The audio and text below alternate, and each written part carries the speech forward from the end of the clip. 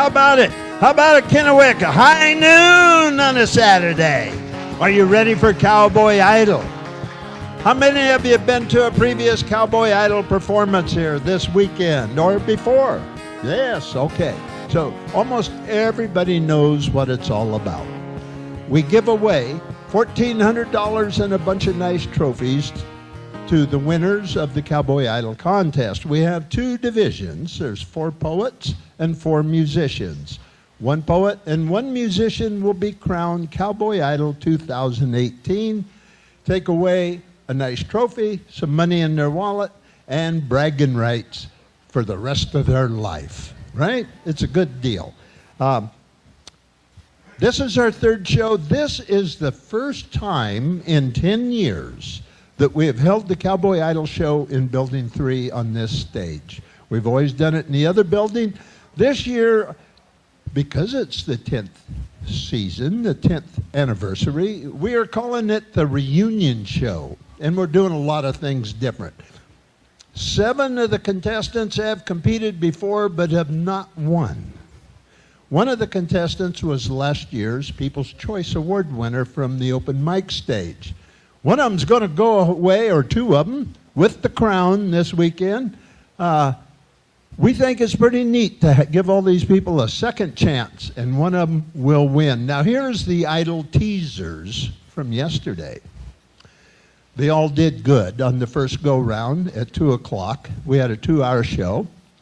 Last night on the main stage was the short go-round, and every Idol but one improved their score last night. The scoring is close. It's too close to predict who's going to be the 2 finalists tonight. So what happens, we do this show, 3 o'clock over in Building 1, we have the semifinals. Before the show, 1 poet and 1 musician are eliminated from the competition, and the remaining group will perform. I have judges scattered around. The idols are scored 0 to 30 points on the quality of their material, 0 to 30 points on their presentation of the material on stage, and 0 to 40 points on how you, the audience, enjoy them. Our ultimate goal is to let you, the audience, pick the new Cowboy Idols. So, I am the judge that votes for the audience. I'm watching you to see how you enjoyed each contestant. After the show, if you would let me know who your favorites are, I'm making notes and adding points. Okay, so anyway, we're going to get on with it. I want to thank some people. I want to thank Jeannie and Fred for running sound, making all my Cowboy Idols sound good this afternoon, right? I want to thank Sandy's Trophies, every year sponsoring the trophies for Cowboy Idol. Yeah. I always have to thank the Clover Island Inn, where most of us stay. One thing I don't like. Remember in the old days, you used to get a room key with a tag that had the room number on it? And now they give you something like this. So when you hang out with Western entertainers, there's always something going on after the show until late hours. So I was up a bit late. So if any of you staying at the Clover Island Inn, yeah, if you were staying on the 2nd and 3rd floor, I want to apologize. It was just me trying to find my room early this morning. And if the lady is down at the end of the hall on the 2nd floor that came to the door when I tried to get in, your 3 questions, the answers are yes, no, and maybe, okay? All right. I did get up late this morning. I bought this new pair of boots. Look at them. Down in St. George, Utah. They're fuzzy. I have to shave them. Every morning I got up late, I didn't shave them. You know, they're Durango boots. I thought Durango sounds like a good name for cowboy boots, right? Bought them, took them home. This is the only pair that fit me in the boot shop. I have big feet. They're made in Vietnam. Durango boots. Made in Vietnam. Now, I'm okay with that. I'm a Vietnam vet, made 3 tours back in the 60s. That's behind us. We're okay now, right? We're all okay. but Durango boots. I'm suspecting that they might not be normal kind of leather. I'm suspecting that they're pressed cow hair. And that's why I have to shave them every day. Contestants, are we ready? Yes, okay. I'm going to throw a little curveball to the contestants today. When you come on stage, take a moment to tell the audience a little something about yourself that you would like them to know. Okay? Good deal. First up, he first competed here in season 4 in 2012 and won second place. Did not win the title. He's back to see if he can do it this year. Representing the state of Washington, please welcome Grandpa David Nordquist.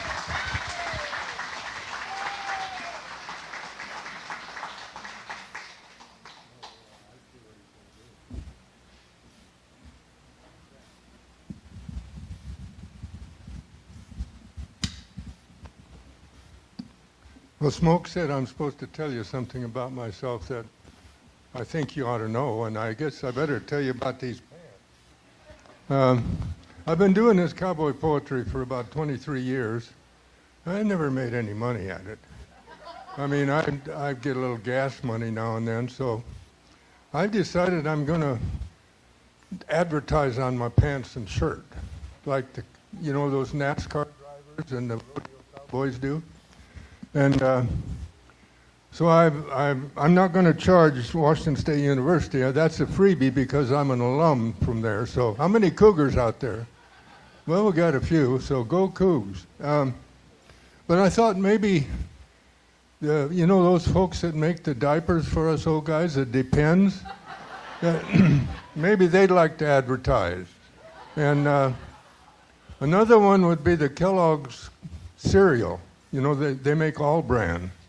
And I could have something like, become a regular feller and eat all brand. So that's why I'm wearing these pants. I learned how to do those iron-on. I've got to fix them up a little bit, but I'm going to get there. I'm going to start out with a poem I wrote a while back. It's called Night Herd. I'm going to tell you a tale you'll find hard to believe, so listen up close so your ears don't deceive. It's about a young cowboy out riding night herd who tries calming the cattle with his songs and his words. But he's got a problem twixt you and me. He loves to sing, but he can't sing on key. So to say that in public, I expect, in this day and age is not politically correct.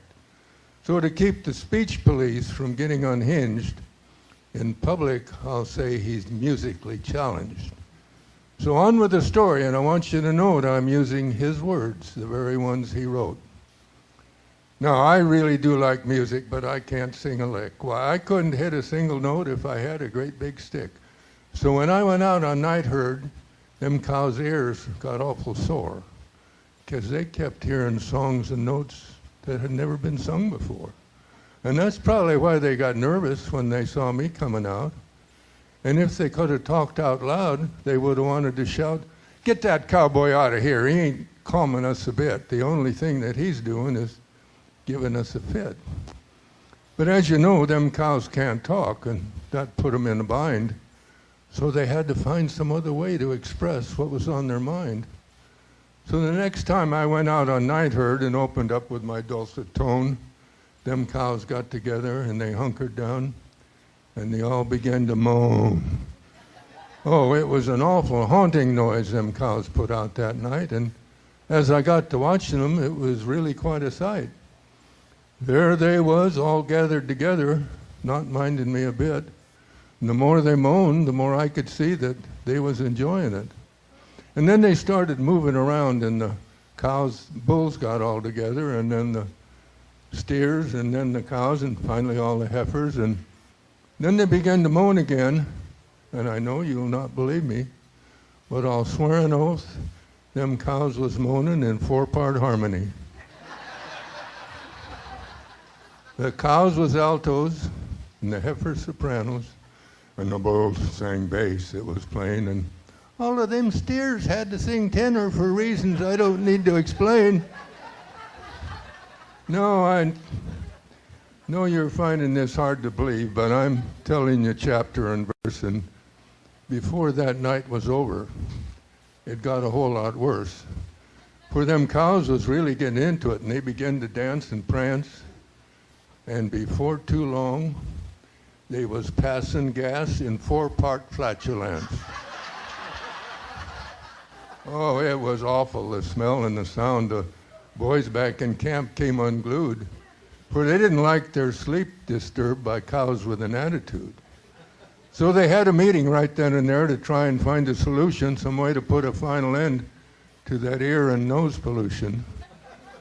They soon decided the problem was me singing way off key, so they made a motion, no more songs, and they voted unanimously. Now I can't sing on Night Herd, which doesn't seem fair to me, but all of them cows and cowboys as happy as can be. And as for me, if I get the urge to sing a flat or sharp, the only thing they let me do is blow my little mouth harp.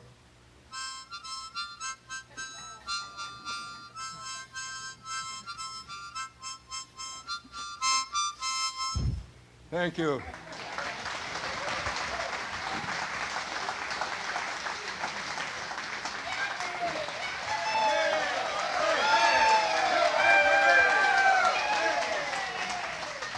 You know, I've got a friend, a gal who, and she, am I okay? She lost her husband a few years ago, and now she's in a nursing home, and she's fallen in love with a 92-year-old man, and they're going to get married, I think. Well, he went out and bought some Viagra, so I guess maybe they're going to. But, you know, when people get married at that age, they have some problems that we never faced when we were younger. So here's a little poem about a senior citizen's wedding woes. We got married last Friday.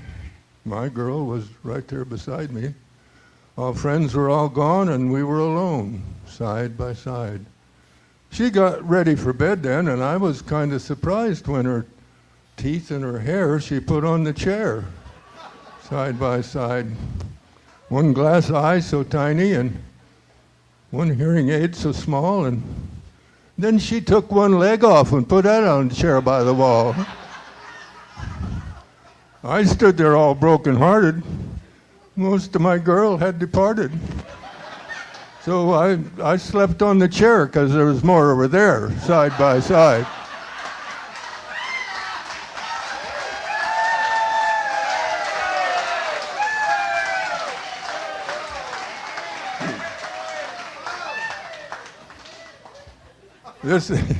Thank you very much. I appreciate that. This next one was written by a fellow named Phil Kennington. It's called Lost Cow. Now, Jed had lost his hearing, and he'd also lost his cow, but he hunted hill and hollow and lost her trail somehow. So Jed, he asked the preacher to recruit some help at church, and the preacher said he'd ask some men to help him with his search. So on Sunday, from the pulpit came the call for volunteers. And Judd told him that his cow was black with white around both ears, and you can spot her real easy because both her horns turn up. She'll answer when she hears her name. She's called Old Buttercup. Then he described her horn to tail. His story left no doubt, and they organized a big cow hunt to start when church was out. Well, the preacher had one more concern before his Sunday text, so he checked the church agenda to determine what was next. He introduced a brand new member. The widow Jones was asked to stand. And then the congregation gave the widow Jones a welcome hand. And several stood to testify. They said the widow Jones could sing a fine soprano, and she even played the bones. And some said she even preached, that she was full of fire.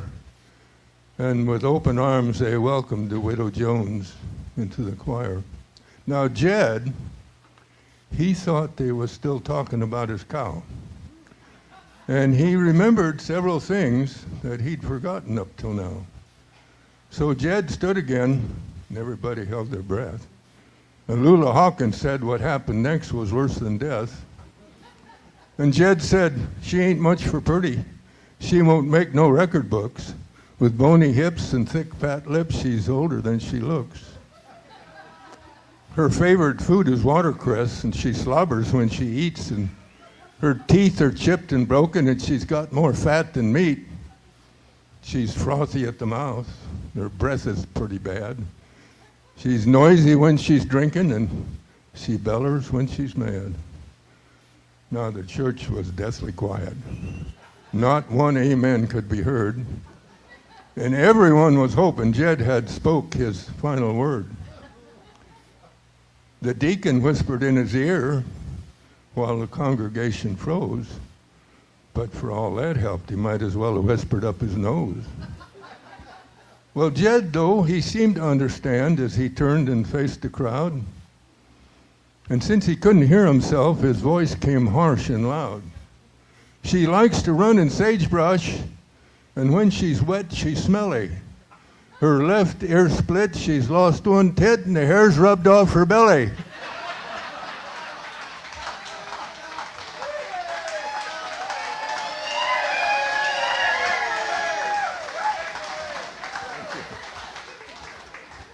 All right. I have a lot of fun doing this. I hope you are. Easter is just about a week ago, and I'm going to do an Easter poem for you. It's one of those by anonymous author, and it's called Rooster's Revenge. Rooster's Revenge. Once upon an Easter morn, little Miss Virginia Meggs found a score of very pretty, somewhat gaudy Easter eggs. Some were pink and some were black, some were brown and others blue. One was striped the color purple, and the rest were dyed a crimson hue. Then in a nest out in the barnyard where the old rooster stretched his legs, little Miss Virginia placed those very pretty Easter eggs. Now comes the rooster, crowing loudly, strutting like a rooster should, filled with joyous anticipation of his coming fatherhood. Out by the nest he drew up proudly his handiwork to view, for he knew his mate was settin' and the hatchin' date was due. But sad the day, sad the moment, sad his terrible surprise. The joy fled from his heart in horror at the sight before his eyes.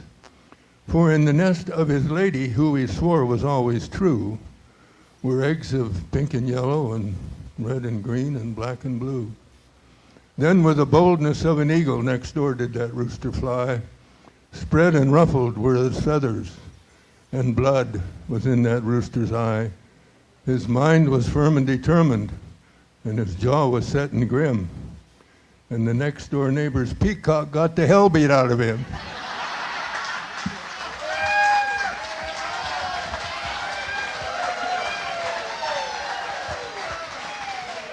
Dave Nordquist.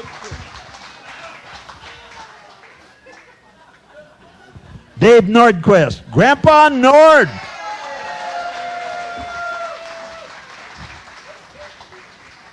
Dave, I want to thank you for conducting Smoke Wade's Applause 101 here for these people grasp it quite well.